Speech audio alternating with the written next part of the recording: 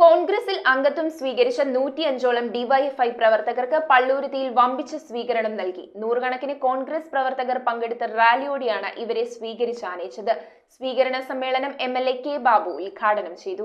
പള്ളുരുത്തിയിൽ DYFI വിട്ട് കോൺഗ്രസിലേക്ക് എത്തിയ 105ഓളം പ്രവർത്തകരെ ഡിസിസി പ്രസിഡന്റ് മുഹമ്മദ് ഷിയാസ്, എംഎൽഎമാരായ കെ ബാബു, ഡോക്ടർ മാത്യു കുഴൽനാടൻ എന്നിവർ ചേർന്ന് സ്വീകരിച്ചു. ഡിവൈഎഫ്ഐ മേഖലാ ജോയിന്റ് സെക്രട്ടറി എം വി ബിബിന്റെ നേതൃത്വത്തിലാണ് 100ഓളം പ്രവർത്തകർ കോൺഗ്രസിൽ അംഗത്വം സ്വീകരിച്ചത്.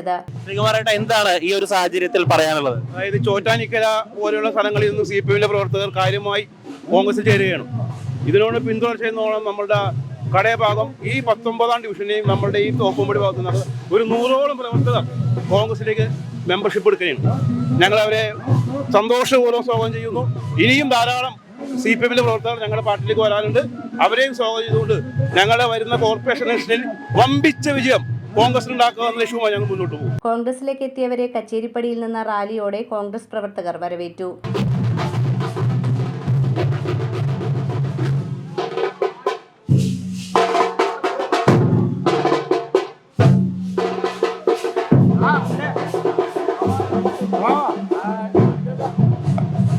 നൂറുകണക്കിന് കോൺഗ്രസ് പ്രവർത്തകർ റാലിയിൽ പങ്കെടുത്തു.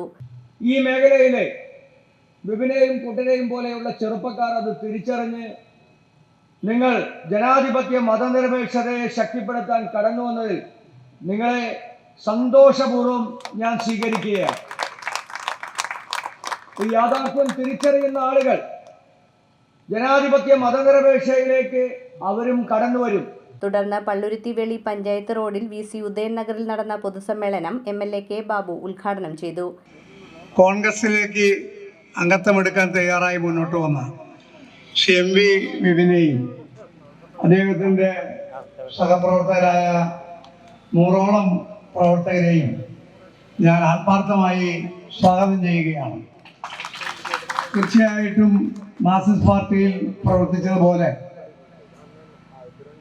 സ്വാതന്ത്ര്യമില്ലാതെ അടിമകളെ പോലെ പ്രവർത്തിക്കുന്ന ഒരു സാഹചര്യം ഇന്ത്യൻ നാഷണൽ കോൺഗ്രസിൽ ഉണ്ടാകില്ല.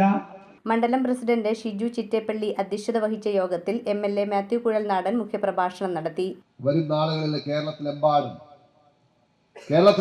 ഈ അധികാരത്തിൽ നിന്നും പിണറായി വിജയൻ പോയാൽ, ഈ സർക്കാർ അധികാരത്തിൽ താഴെ ഇറങ്ങിയാൽ പിന്നെ വലിയൊരു കൂട്ടപ്പാലായനം കമ്മ്യൂണിസ്റ്റ് പാർട്ടിയിൽ നിന്നുണ്ടാകുമെന്ന കാര്യത്തിൽ സംശയം വേണ്ട. ഇന്ന് ആ പാർട്ടിയിൽ ഏറ്റവും വലിയ സ്വാധീനമുള്ളത് ക്രിമിനലുകൾക്കാണ്. മുൻമന്ത്രി Dominic Presentation, KPCC secretary Thampi Subramanian, DCC secretary NR Sreekumar, block പ്രസിഡന്റുമാരായ NP മുരളീധരൻ, PP ജേക്കബ്, വിവേക് ഹരിദാസ്, ജോൺ പഴേരി, ദിലീപ് കുഞ്ഞുകുട്ടി, കൗൺസിലർമാരായ അഭിലാഷ് തോപ്പിൽ, ശൈല തദേവൂസ്, ലൈല ദാസ്, ജീജ ടെൻസൺ, മണ്ഡലം പ്രസിഡന്റുമാരായ Avarachan Ettungal, VT Antony, Joshi Antony, TM Rifas, VF Ernest, MH Hareesh, Raheem Nalakath എന്നിവർ നേതൃത്വം നൽകി. ഈ രാജ്യത്ത് BJPയെ പരാജയപ്പെടുത്തുവാൻ, BJPയെ പ്രതിരോധിക്കാൻ, RSSനെ പ്രതിരോധിക്കാൻ, ന്യൂനപക്ഷ അവകാശങ്ങൾ സംരക്ഷിക്കുവാൻ രാജ്യത്ത് ഒരൊറ്റ നേതാവേയുള്ളൂ. അത് പ്രിയപ്പെട്ട രാഹുൽ ഗാന്ധി മാത്രമാണ്. News bureau, Kochi. Deepavali bonus വല്ലതും കിട്ടിയോ?